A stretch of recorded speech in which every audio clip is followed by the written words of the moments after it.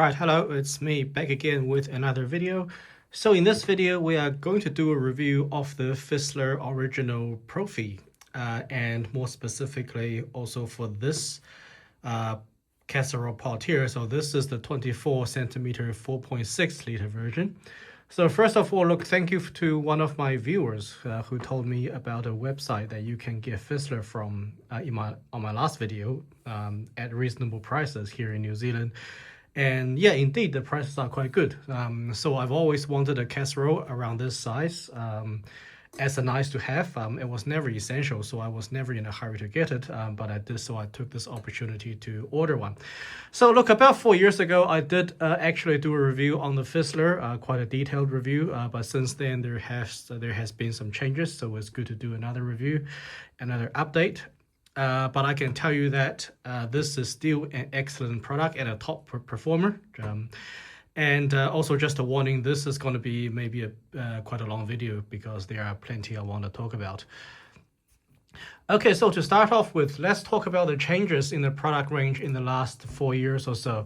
So back when I did this 4 years ago, there were two almost identical product lines. So there was the Original Profi and the Pure Profi.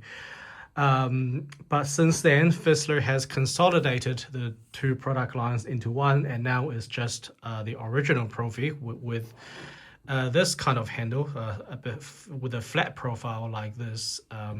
So this is what they have currently. Now, another change is that Fissler has reduced the thickness of the base. So previously it was around 9 millimeters thick, which is, well, very, very thick. And they have since reduced it to about 7 millimeters or maybe 7.5 millimeters. So it's still pretty thick, but definitely thinner than before.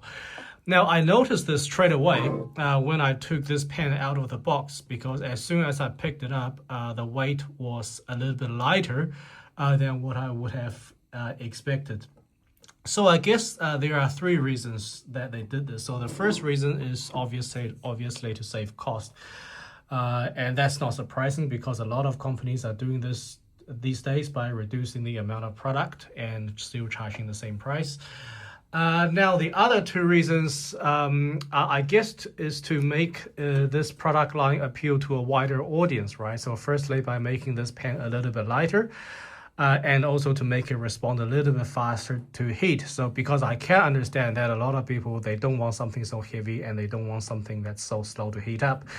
So look, in this case, I'm actually not going to bash Fissler for doing this, right? Some people won't like it. Some people won't like the reduced thickness, but you know, from a business perspective, and also from a pragmatic point of view, I think this decision is justifiable. Okay.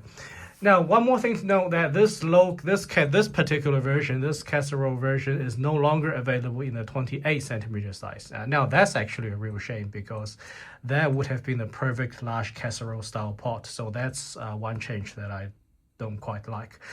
So here, let's have a look at the product range.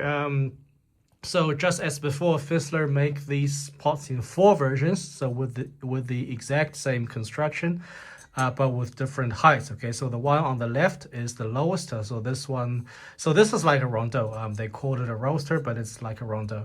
So the next one is what I have here. Okay, so this is what they call the casserole. Maybe they use different names depending on which part of the world you are in, but this one they call it the casserole. The third one, counting from the left. So this is more like a traditional pot. Okay, so this one they call it a stew pan, and the last one on the right they called it a tall stew pan, but it's really like a tall. It's like a regular shaped stock pot. Okay, so these are the 4 versions that you get, and they don't all come in the same sizes. Okay, so in terms of the diameter, I mean, so check the Fissler website on which diameter is available with which, but they all tend to be available in 20 or 24 centimeters.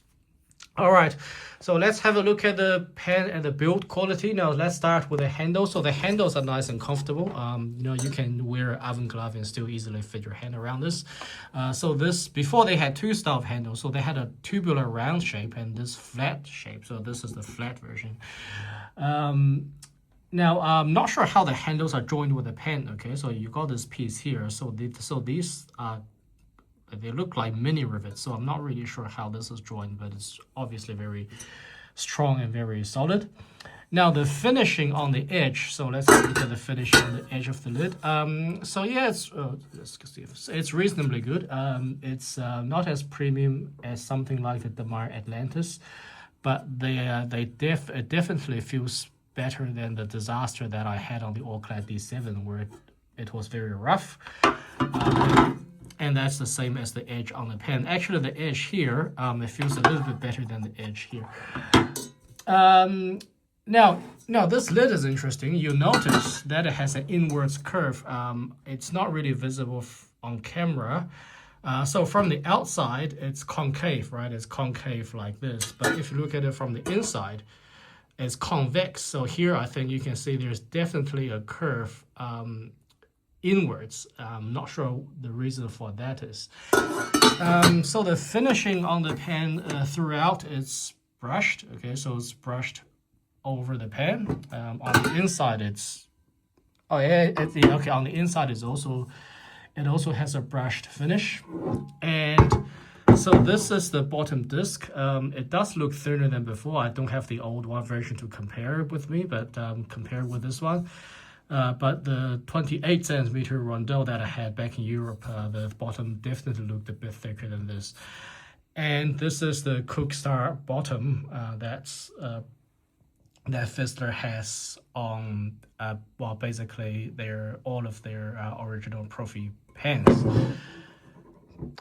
Right, let's do a quick weight and dimensions check.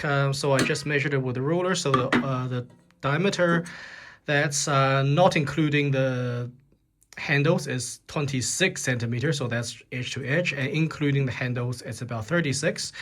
The height of this pen, including this handle on the lid, is approximately 18 centimeters. And actually, let's also have a look at the bottom diameter. I forgot to do that. See if I can. I'm just holding the. Okay, I have to put the camera down for this. Okay, so that's 23 centimeters bottom diameter. So that's good to know for the size of your burner. And let's do a live weight check. Okay, right. Okay, let's put that on the. Okay, so without the lid is 2.283 kilograms, and I'm gonna put on the lid. And with the lid, it's almost exactly 3 kilograms. Now next, let's have a look at the heating performance. I put this pan on the largest burner on my stove, which is 23 centimeters, so that's a perfect match. This time I heated it a little bit faster. I used a heat setting of 7 out of 9, and it heated extremely evenly. Okay, so if you look at this table, there is basically no difference between the center temperature and the temperature closer to the edge. It's within plus or minus 5 degrees, which I'm sure is much more than the accuracy or the uncertainty of the infrared thermometer that I'm using.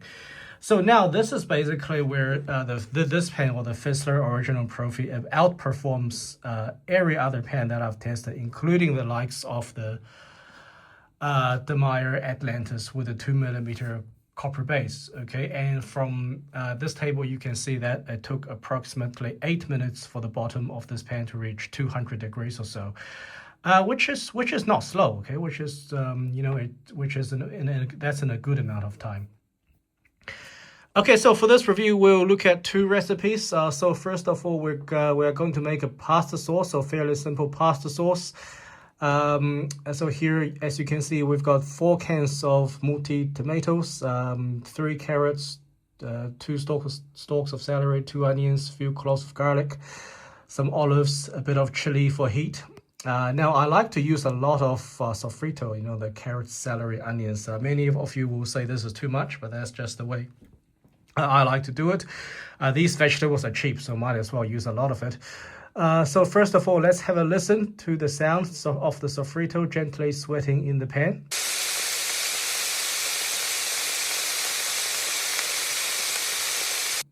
So here you want to maintain a steady but gentle sizzling sound. Okay, so you don't want the pan to go silent, because that means the vegetables are steaming. but you also don't want it to stand too intense like firecrackers, okay? So, and this is where the Fissler really impressed me because it was able to maintain a gentle sizzle without going silent first. So this was something that I was not actually able to achieve with, for example, the Meyer Atlantis nor the All Class. So both of those pans, they would first go silent and then recover slowly and start sizzling again. So the Fissler did really well here. So let's put in the tomatoes.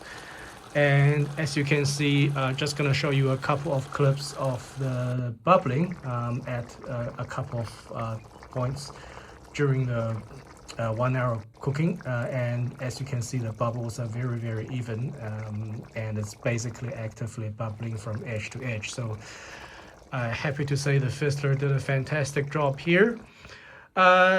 Next recipe, we are going to have a look at lamb shanks. Okay, so these are braised lamb shanks. So these lamb shanks you see here are the fore shanks. So they are from the front legs of the lamb.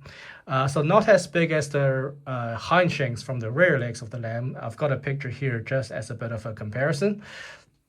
But look, these fore shanks, they don't have as much meat, but they are much better suited for individual servings, okay? So this is where you would serve a whole lamb shank to one person on a plate for the sake of presentation. So each person gets exactly one lamb shank. Now the hind shanks, they are much better suited to be shared, right? Because the amount of meat on a hind shank, it's usually too much for one person to eat. So those are better suited to just being placed in the middle of the table, and then each person can just take the amount of meat that they want off the shanks. So in this recipe, we're just going to have a look at the searing performance. We already saw that this pan simmers very evenly. So heating the pan up to around 200 degrees. Let's put in 2 lamb shanks at a time and have a listen to the sound.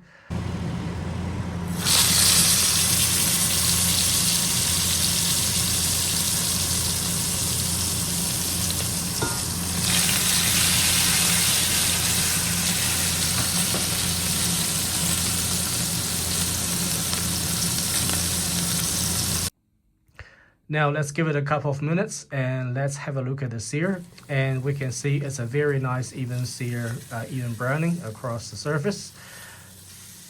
And now let's have a look at the other side. And we can happily conclude that the Fissler did a very good job here as well. There is more than enough thermal mass on the bottom to sear these lamb shanks. And I think I could have even put in 3 at a time if I wanted to. And also, let's have a look at the simmering anyway. And this is where you can see once again that the bubbling is very even across the entire pan. And here is a shot of the final product.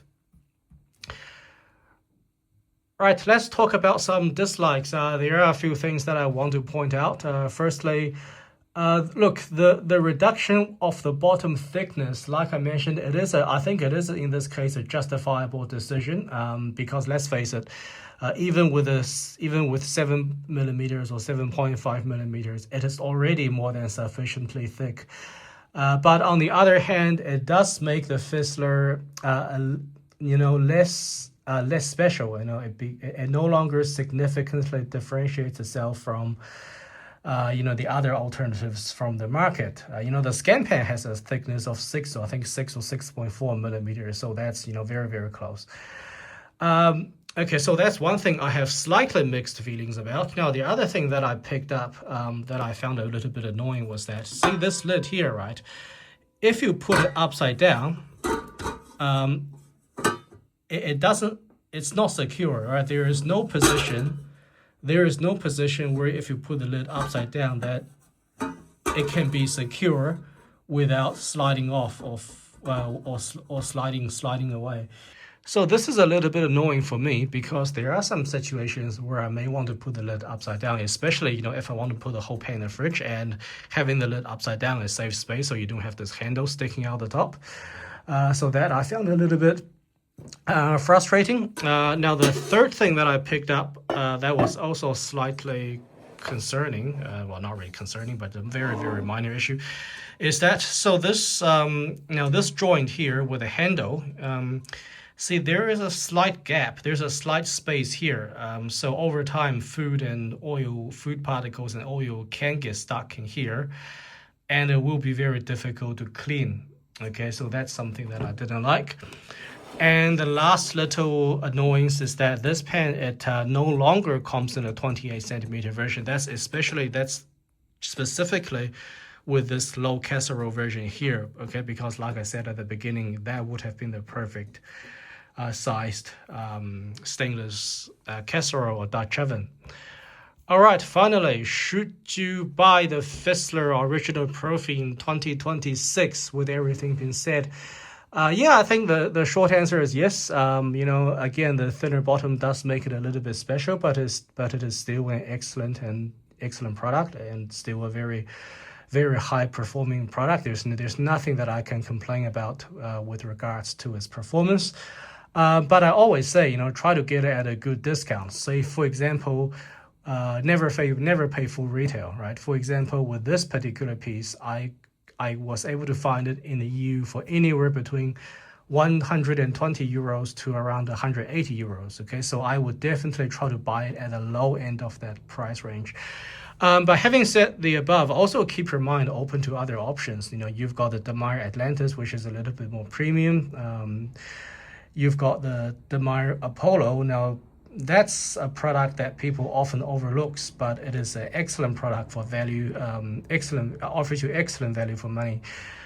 And on the somewhat cheaper end of the spectrum, you've also got a Scampen Impact. You know, with that's got a 6mm bottom that's almost as thick as 7mm, and it's going to perform just as good as the Fissler, and from my experience, that distributes heat very evenly as well.